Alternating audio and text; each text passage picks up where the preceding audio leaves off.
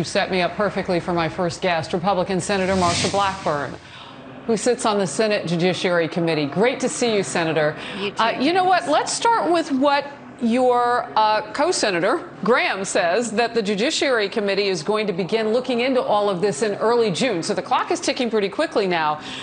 Do the documents so far, as you've looked at what this case is, show a crime was committed? Harris, what we know is that unmasking is used and can be used as a national defense tool. It is primarily done by the Director of National Intelligence.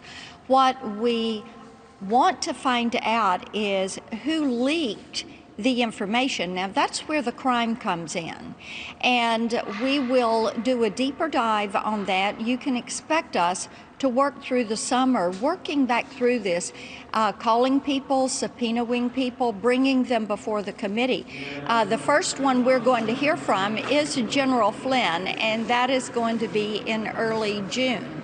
And then I think we want to hear from staff members, the White House staff members, of course, Obama's chief of staff, Biden's chief of staff, and find out exactly why they were so focused on this, and then who leaked his name, who leaked information, because as you know, the issues surrounding Flynn, it was like a sieve.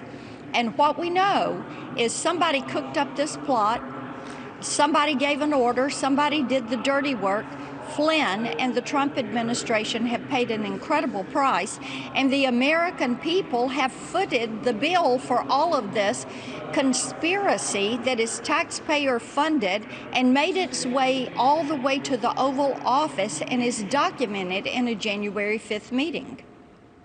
Well, let me step in there, because I caught this tweet around 10:25 this morning from the president. He said, if I were a senator or a congressman, the first person I would want to testify about the biggest political crime and scandal in the history of the U.S. by far is former President Obama. He knew everything.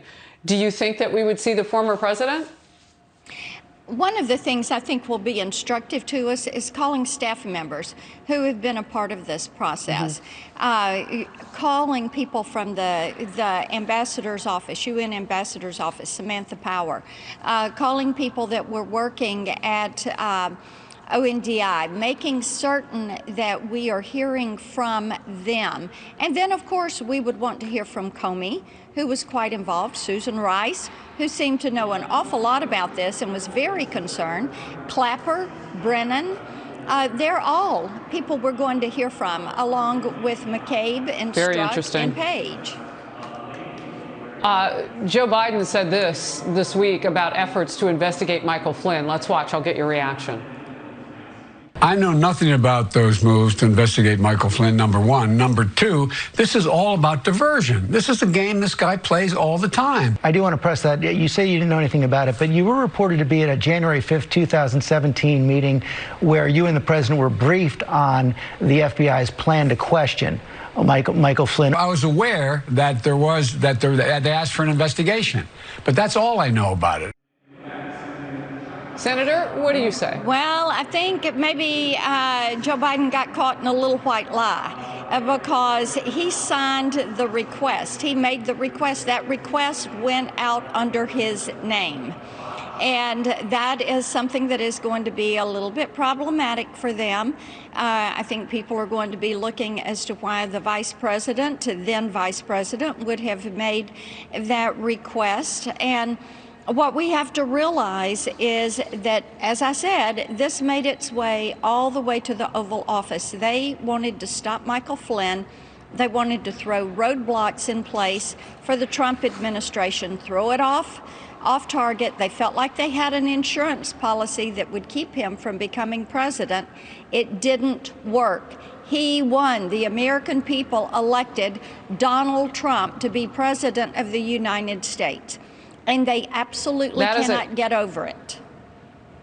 That's a long list of people that you intend to talk with before your Judiciary Committee and the Senate. And again, that's due to kick off in early June. We'll cover it. And Senator Blackburn, it's always good to see you. Thank you. It's good to see you. Be safe.